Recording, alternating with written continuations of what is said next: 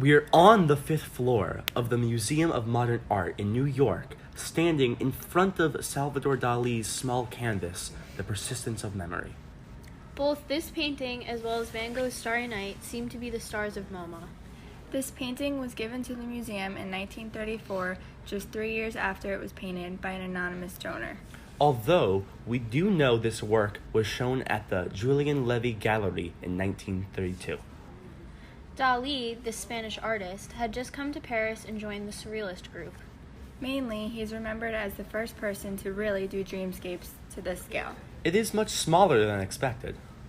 He wants to give us such a powerful impact with such a miniature-sized work. Certainly, while this painting is only 9 inches by about 1 foot made of oil on canvas. There is a tradition of artists challenging social themes that goes as far back as the Renaissance. Just like other surrealist artists of his time, Dali sends a message behind his piece.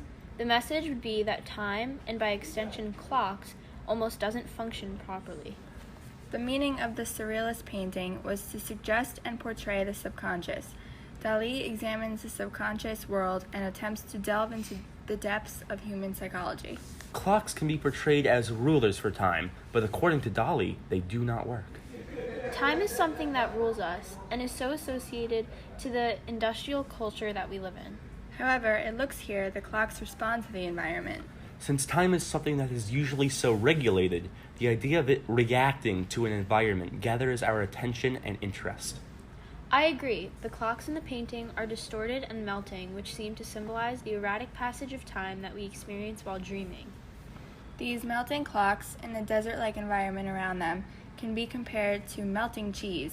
The desert-like surroundings give off a hot, dry connotation, which is exactly where we would see the cheese melt. Yes, it has been said that the limp clocks are the Cambrai of time. Cambrai is a type of moist, soft, creamy cheese similar to brie. Yes, and we see he appears to put an attack on the rational, which totally challenges traditional standards. He mastered what he had called the usual paralyzing tricks of eye-fooling. Dali himself called it the most imperialist fury of precision in regards to the Surrealism movement. Although he does not present this painting rebutting reality, Dali still includes some reality within the piece. His home of Catalonia, Spain, is featured in the background of the painting. These distant golden cliffs represent the coast of Dali's Catalonia, and coasts, more specifically the rocks or cliffs, are timeless. Geology has been there for as long as we can remember. He creates a work that is dreamlike, that seems timeless, and the melting clocks are a symbol of that, of how time slips away while we are dreaming. Yes, and this is seen in how Dali alters and manipulates concrete objects in his work. The limp watches were compared to overripe cheese, which would melt just like the clocks. The lack of activity and sense of quietness in this painting reinforces the escape of reality and the need to explore what lies beneath the surface, which is what Dali was trying to show us as viewers to do. The water in the background has no waves or ripples. It is an entirely quiet environment. Literally, time is melting. However, it's a naturalistic rendering of an environment that does not make any sense. It's the interaction of a naturalistic viewing of unnatural subjects that creates the intrigue within this piece. However, we do see life in this work, seen in the ants, which represent decay, particularly when they attack a gold watch and become grotesquely organic. There is a monstrous, fleshy creature draped across the center of the painting, which is an approximation of Dali's own face and profile. His eyelashes are insect-like, while his oozing tongue is similar to a fat snail. Dali's mental imbalance was a cause of the intensity and applicability that causes deep reflection in the piece. This intensity and applicability leads us to a world deflated under pressure of the contemporary world. You can see that message in how time seems to be responding to the environment, not the other way around. The heat of the silent desert has become to melt away the clocks. Dali painted mainly in these horizontal bends, which span the entire width of the canvas. Using this method, he was able to create a unified composition and then add in his details. The forms themselves don't sit in a liminal space, but instead act as if we've been incorporated into their space. Another way this goal is accomplished is, again, through just how small the canvas actually is. Since you need to be much closer to the small canvas to observe all the details, you become incorporated into its world. When you walk into this painting visually, you enter the deep and lonely space that has been so carefully created. This fully allows the viewer to escape reality and explore what lies beneath the surface of the piece.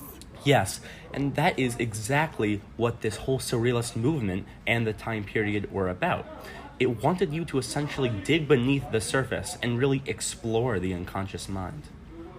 Other pieces of surrealist art delve into these impossible scenarios as well, such as the two Fridas and Object. However, unlike other artists of his time, Dali had more experimental techniques with how he painted. In his piece, he combined materials and methods in a manner unique to only him. It's an eccentric and unique genre, and Dali's ability to play with the materials and techniques only helped his overall style.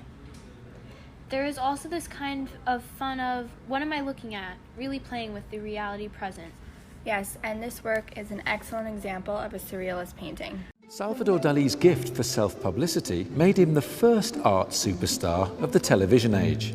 Regarded by some of his peers as a sellout who didn't toe the line politically, he first made his name with art that mined his deepest fears and fixations. These surrealist paintings owed much to the theories of psychoanalysis. But there's more to Dali than these skillfully rendered fever dreams of sex and decay. He painted one of the 20th century's great crucifixions, but it's more about physics than religion. The idea of being able to measure something gives us comfort in the form that we feel we can control it in some shape or form. This is the moment when you have lost that control. Time isn't a measurement, but it returns to the elements. Exactly. This frame, where our ideas of objectivity are being blown away, creates the sense of wonder.